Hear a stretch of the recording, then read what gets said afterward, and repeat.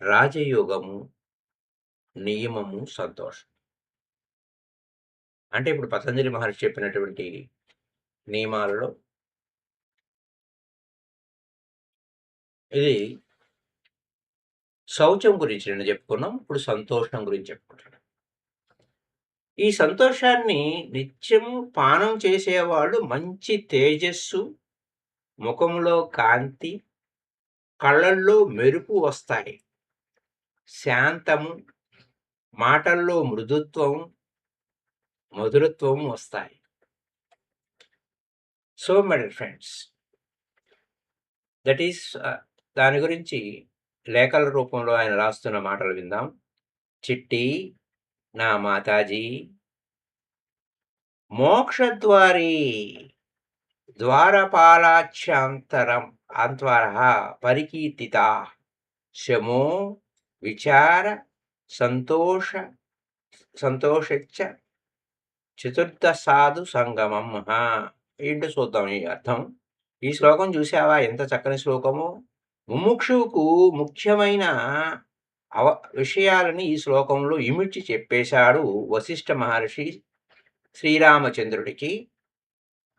అంటే జ్ఞాన వశిష్టంలో మోక్షానికి వెళ్ళేటప్పుడు ఆ మోక్షానికి ద్వారం ఒకటి ఉందట. మోక్ష ద్వారే ద్వారపాలక, ఆ ద్వారపాలకులు ఉన్నారు.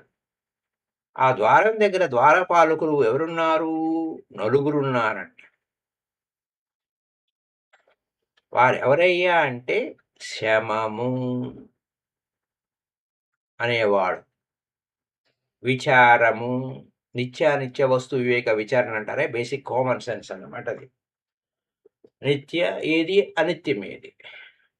ఇక్కడ నిత్య అనిత్య అంటే ఏది నిత్యము, ఏది అనిత్యం, ఆ విచారం. సంతోషము, సాధు సంగమము, ఇవి నలుగురు ద్వారపాలకులు. మోక్షానికి ద్వారపాలకులు అంటే కాపలా వాడు ఏం కాదు అక్కడ. మరి ఆ కవి మనం వీటిలో మనం ఎంతగా వాటితో మనం స్నేహం చేస్తామో, విచారంలో విచారము అంటే ఏడుపు కాదు, ఎంక్వైరీ. నేనెక్కడ ఉన్నాను, నేనెందుకు పుట్టాను, ఎక్కడికి పోతున్నాను, ఇవన్నీ కస్వం కోహం కుత యతః కామే జనని కోమే తాతః ఇది పరిభావయ స్వప్న విచార అనే విచారం అన్నారు కదా జగద్గురు శంకరాచార్య. ఎంత స్వప్నం రా నాయన. ఇవన్నీ విచారం అనేది ఎలా తెలుస్తుంది. అదే విచారం అంటే ఏడుపు కాదు. విచారము, సంతోషము, సాధు సంఘము అనేవాళ్ళు ఉన్నారట. వీళ్ళు నలుగురు అక్కడ ఉంటారు. ఆ నలుగురిని మనం స్వాధీనం చేసుకోవాలి. అంటే వాళ్ళతో మంచి చేసుకోవాలి. వాళ్ళు మనల్ని లోపలికి పోనిస్తారు. ఈటిలో పట్టు సంపాదిస్తే అట్లా పోతామని. లేకపోతే లేదు. వాళ్ళని మంచి చేసుకోవడం ఎలాగా? వాళ్ళ లక్షణాలు మనం ఎప్పుడు సంపాదిస్తామో ఏమో, అప్పుడు మనకు వాళ్ళు స్వాధీనం అవుతారు. విద్వాంసుడిని స్వాధీనం చేసుకోవాలంటే, విద్వాంసుడిని స్వాధీనం చేసుకోవాలంటే మనం గెలవాలంటే ఏమిటి? విద్య వల్లనే అవుతుంది. ధనికుడిని స్వాధీనం చేసుకోవాలంటే ధనం సంపాదిస్తే అప్పుడు వాడి గౌరవం మనం పొందుతాం. అలాగే ఈ పై నలుగురు ద్వారపాలకులు కూడా మనకు వాళ్ళ లక్షణాలు వచ్చినప్పుడు మనకు స్వాధీనం అవుతారు. మనకు జోహారు చేస్తూ లోపలికి పోనిస్తారు. ఈ శ్లోకం ఎందుకు రాశారు? ఈ శ్లోకంలోని మూడో విషయం సంతోషము. అందుకోసమే మళ్ళా సంతోషం గురించి చెప్తూ ఈ శ్లోకం ఎందుకు చెప్తున్నారంటే, మూడో విషయం సంతోషము. ఆ సంతోషం అనే మాటకి ఇప్పుడు మనం ప్రస్తుతం చర్చిస్తున్న విషయంలో రెండవది. దానివల్ల శ్లోకాన్ని వ్రాయవలసి వచ్చింది. సంతోషం మొదటి నుండి మార్గములో మన వెంట వస్తూ సంతోషం. సంతుష్టం సతతం యోగి అనే పదం మీరు వినే ఉంటారు. భగవద్గీతలో కృష్ణుడు చెప్తాడు. సంతుష్టం సతతం యోగి. యోగి అనేప్పుడు ఎప్పుడు సంతోషంగా ఉండాలి. అందుకోసమే ఈ సంతోషం లేదనే బుద్ధుడు "అరె నాయనా! నువ్వు సంతోషంగా ఉండాలి" అని దుఃఖ నివారణోపాయం అంటే సంతోషంగా ఉండాలనే అర్థం. రైట్? ఆనాపానసతి మనకు బోధించారు. రైట్. ఇంకా అది అష్టాంగ మార్గం. ఇక అంటే ఇంకా దానిలో మనం ఇవంగానే ఒక సూత్రం తెలుసుకొని సూత్రం ఎరిగి వెలుగు చూడగా చూడగా పాప జాలమెల్ల రూపుమాయును సూత్రం వెంట వెళ్ళాలి. తీగలాగితే డొంక కదులుతుంది. ఆ డొంక ఏంటి? అష్టాంగ మార్గం అంతా మనకి ఆధీనమవుతుంది. అందుకోసమే ఆనాపాన పవర్ మనం చూసాం. నెక్స్ట్ మై డియర్ ఫ్రెండ్స్, సంతోషం మొదటి నుండి మార్గంలో మన వెంట వస్తూ మోక్షం దాకా వస్తుంది.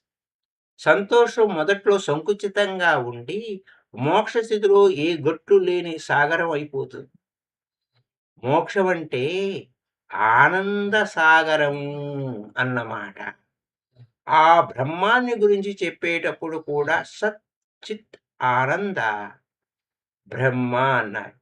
సచ్చిత్ ఆనందం బ్రహ్మ అని. విజ్ఞానం ఆనందం బ్రహ్మ అని. ఆనందో బ్రహ్మ అని పలు విధాలుగా ఈ ఆనందమే బ్రహ్మమని శృతులు చెప్పుతున్నాయి. శృతులంటే వేదాలు. వాటిలో భాగాలైన ఉపనిషత్తులు అని అర్థం. స్మృతులు, శృతులు వేరు, స్మృతులు వేరు.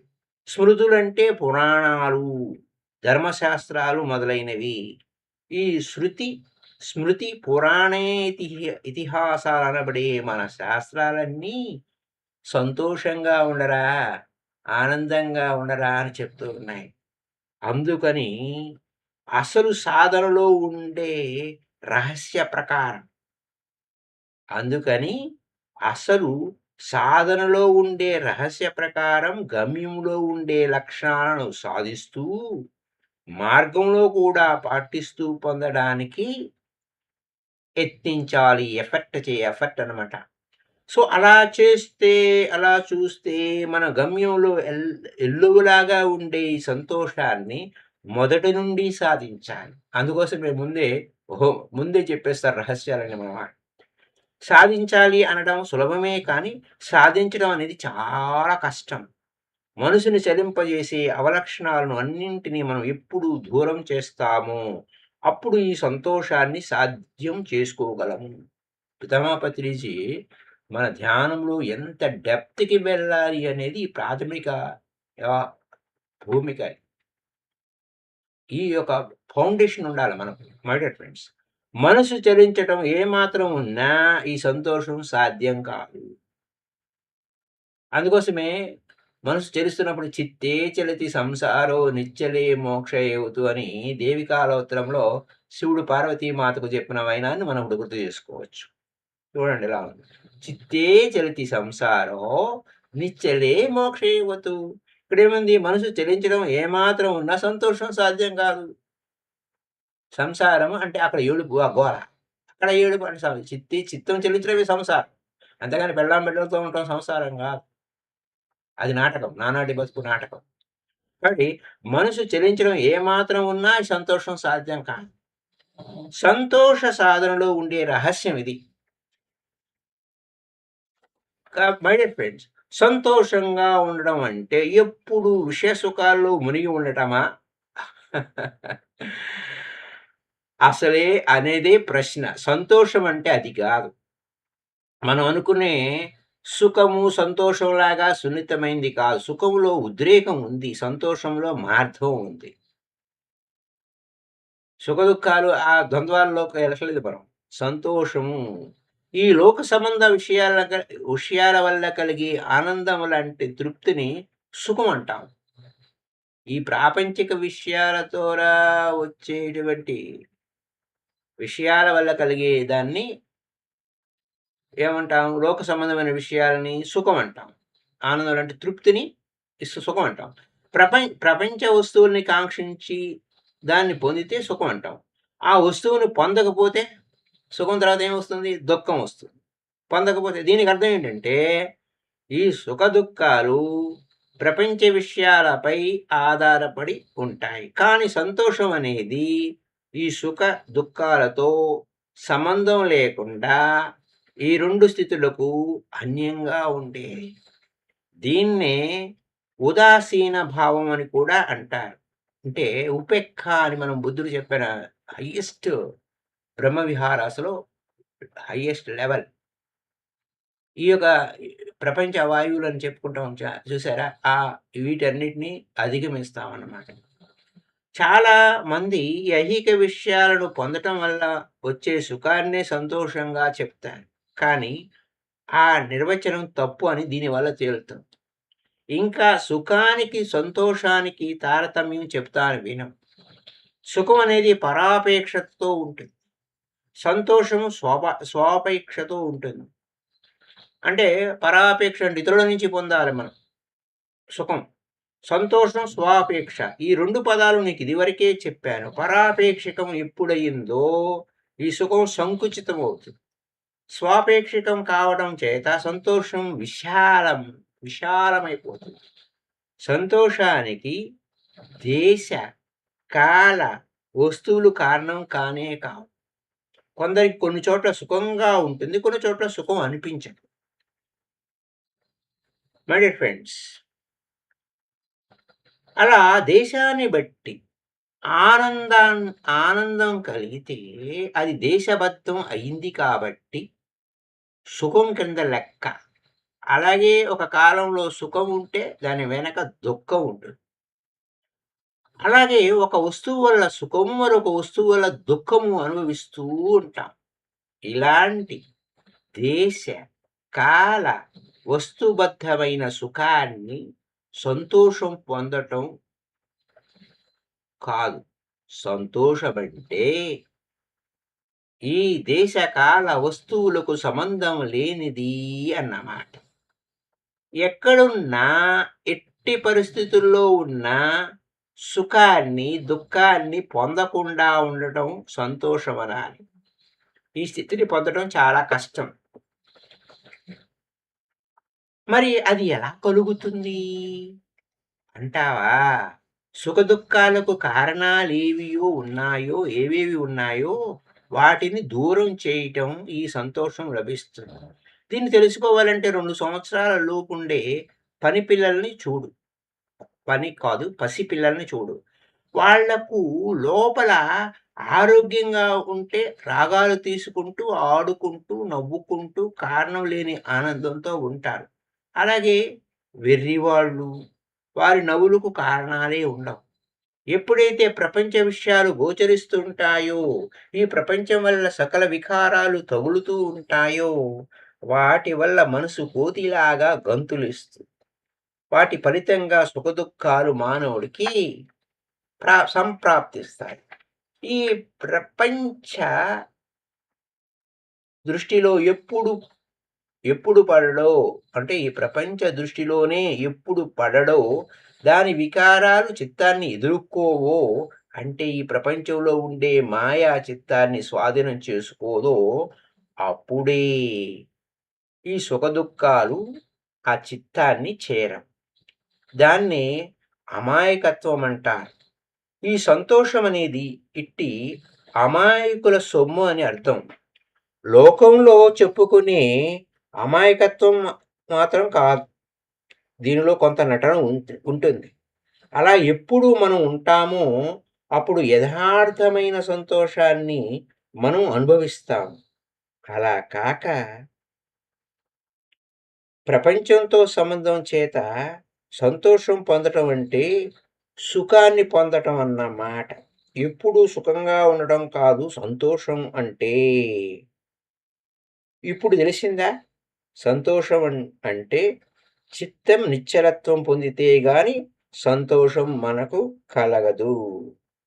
ఈ విధమైన సంతోషాన్ని పొందినప్పుడు మన చిత్తం నిండుకుండలాగా నిశ్చలంగా ఉంటుంది. చిన్న చిన్న విషయాలకు పొంగిపోదు, అలాగే కృంగిపోదు. పెద్ద దుమారం లాంటి సుఖదుఖాలు వచ్చినా కదిలిపోదు. మేరు పర్వతంలా కదలకుండా ఉండటమే ఈ సంతోష లక్షణం. దీనిలో ఆనందాన్ని పూర్తిగా తాగేయాలి. దీన్ని మనం సాధించాలి. బ్రహ్మవిహారాసలో మనకు ఈ ఉపేక్ష అనేటువంటి సాధనే ఇది. ఇలాంటి సుఖదుఖాల యొక్క పేరు, కీర్తి, అంటే పేరు ఉంటాం. కీర్తి, అపకీర్తి. ఆ! ఇలా ఇంకా రకరకాల ఇవన్నీ 8 రకాలున్నాయి.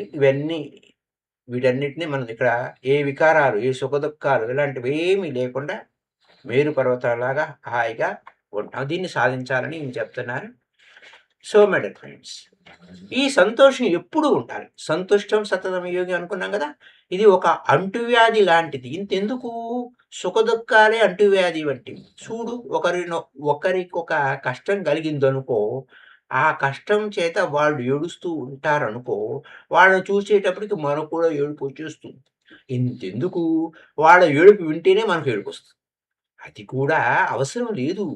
వాళ్ళ ముఖం దీనం చేసుకొని దిగులు పడి ఉంటే, మన ముఖాలు కూడా అలాగే పొడుగైపోతాయి.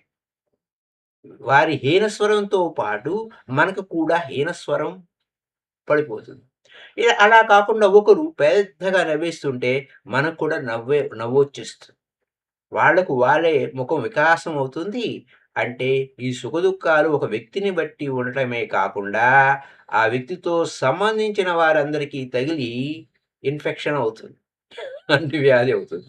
అందుకనే వివేకానందుడు "నీకు ఆనందం కలిగితే ఒక్కడివే అనుభవించడానికి హక్కు లేదు. దాన్ని అందరికీ పంచిపెట్టు." చూసారా? బ్రహ్మవిహారాస్ అంటే అదే గదా! అందరికీ పంచిపెట్టు.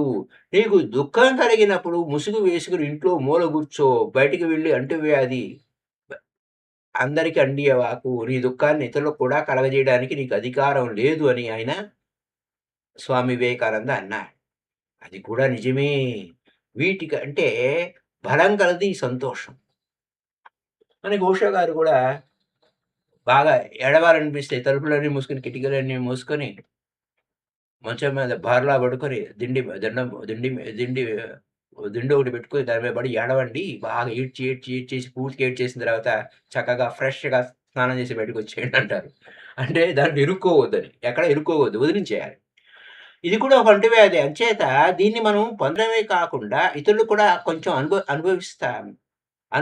ఈ సంతోషం సందేశాన్ని సర్వత్రా వ్యాపింపచేద్దాం మై డియర్ ఫ్రెండ్స్. ఇది పరిస్థితి. అంతేకాక ఈ సంతోషం ఆరోగ్యాన్నిస్తుంది. సంతోషం సగం బలం అంటారు కదా! జబ్బులు లేనప్పుడు సంతోషంగా ఉంటాము. బాగానే ఉంది. అదే కాకుండా సంతోషంగా ఉంటే జబ్బులు దగ్గరకు కూడా రానేరావు. అంతేకాదు వ్యాధి వచ్చినప్పుడు కూడా ఈ సంతోషం అనే ఈ మందును సదా సేవిస్తూ ఉంటే, అంటే సంతోషాన్ని వదలకుండా ఉంటే ఆ వ్యాధి కూడా దూరంగా పారిపోతుంది. ఈ విధంగా సంతోషం సర్వవ్యాధులకు పరమ ఔషధం. ఈ సంతోషాన్ని నిత్యం పానం చేసే వాళ్లకు కొన్ని లక్షణాలు వస్తాయి. శారీరకంగా చూసామంటే శరీరానికి మంచి తేజస్సు వస్తుంది. ముఖంలో కాంతి వెలుగుతూ ఉంటుంది. నేత్రాలు కళకళలాడుతూ ఒక మెరుపును కలిగి ఉంటాయి. కంఠం సున్నితం అవుతుంది. నడక మందం అవుతుంది. తొందరపాటులుండవు. మానసికంగా చూస్తే సత్వబుద్ధి పెంపొందుతుంది. శాంతం తాండవిస్తుంది. మాటలు మృదుత్వం కలిగి ఉంటాయి. కామ క్రోధాదులు సడలిపోతాయి. వీటి అన్నింటి వల్ల జ్ఞానాభివృద్ధి కలుగుతుంది. ఈ కారణం చేత ఇన్ని సదాంశాలతో కూడి ఉండటం చేత ఈ సంతోషాన్ని తీసుకుని వెళ్ళి మోక్షద్వారం దగ్గరే ఉంచేశాడు మన వశిష్ఠ మహర్షి. ఇప్పుడు ఈ సంతోషం ఎంత ప్రధానమైనదో నీకు బోధపడింది కదా! ఈ ఒక్కదాన్ని సాధిస్తే చాలు. అన్ని సద్గుణాలు వెనువెంటనే పరిగెత్తుకొని నీ వద్దకొస్తాయి. దీని ప్రథమ లక్ష్యం ఏమిటంటే ఎప్పుడూ మందహాసంతో ఉండాలి. పెద్ద వెకిలి నవ్వు పనికిరాదు. ఇంగ్లీష్‌లో ఒక వాక్యం ఉంది. A good loud laugh denotes a vacant mind. పెద్దగా పగలబడి నవ్వుతూ ఉంటే ఆ మనసు ఏదో కొంచెం వెలితిగా ఉంది అని సూచిస్తుంది. దీని అర్థం చిరునవ్వు ముత్యాల మూట అనుకో. దాంట్లో అంత సొగసు అంత పట్టు ఉంది. దాంట్లో ఎంతో గొప్పతనం ఇమిడి ఉంది. అలా ఉంటూ ఉంటే కొన్నాళ్ళకు మన ముఖం మీద కండరాలు అలాగే అభివృద్ధి పొందుతాయి. అందుకో లాఫింగ్ మెడిటేషన్ అనేది ఒకటుంది గదా! మరి ఈయన అందుకని మనం నవ్వకపోయినా ఎప్పుడు మన ముఖం నవ్వుతున్నట్లుగానే ఉంటుంది. అట్టి ముఖం అందరికీ ఆనందదాయకంగానే ఉంటుంది. దాని చేత మనకు ఆనందమే కాకుండా మన మనతో సంబంధం ఉన్న వారందరికీ ఈ ఆనందాన్ని విరివిగా పంచిపెట్టిన వారమవుతాం. దీనికే మన శ్రీరామకృష్ణ వివేకానందుల ముఖాలే నిదర్శనం. ఇంతవరకు చర్చించిన విషయాలన్నింటికంటే ఇది సులభంగా ఇతరులకు తెలిసిపోవటం చేత ఎక్కువగా ఇతరులు కూడా ఉపయోగపడుతుంది. అంచేత ఈ ముఖ్య లక్షణాన్ని బట్టి చాలా వరకు ఒకరి గొప్పదనాన్ని చెప్పివేయొచ్చు. ఈ విధంగా అతి ముఖ్యమైన సంతోషాన్ని సదా అనుభవిస్తూ ఉంటావని నమ్ముతూ నేటి ఈ జాబుని ముగిస్తున్నాను అన్నారు శ్రీ అనుభవానంద స్వామి వారు. మై డియర్ ఫ్రెండ్స్, మరి శౌచము, సంతోషం 5 నియమాలు కదా! తపః, స్వాధ్యాయ, ఈశ్వర ప్రణిధానాలు అనే పాయింట్ మీద రేపటి ఎపిసోడ్‌లో తెలుసుకుందాం. So, thank you. Happy day to you all. అలాగే పత్రిజీ సంస్మరణ దినోత్సవాల సందర్భంగా మనం ఆయన చెప్పిన వాక్కుని, ఆయన చెప్పిన గ్రంథాన్ని మనం ఆచరణలోకి తీసుకున్నాం. Thank you. Thank you. Bye bye. Happy day to you all. Like చేయండి, షేర్ చేయండి. ఈ యొక్క విషయాలని మళ్ళీ తిరిగి రేపటి ఎపిసోడ్‌లో కలుసుకుందాం. Thank you masters.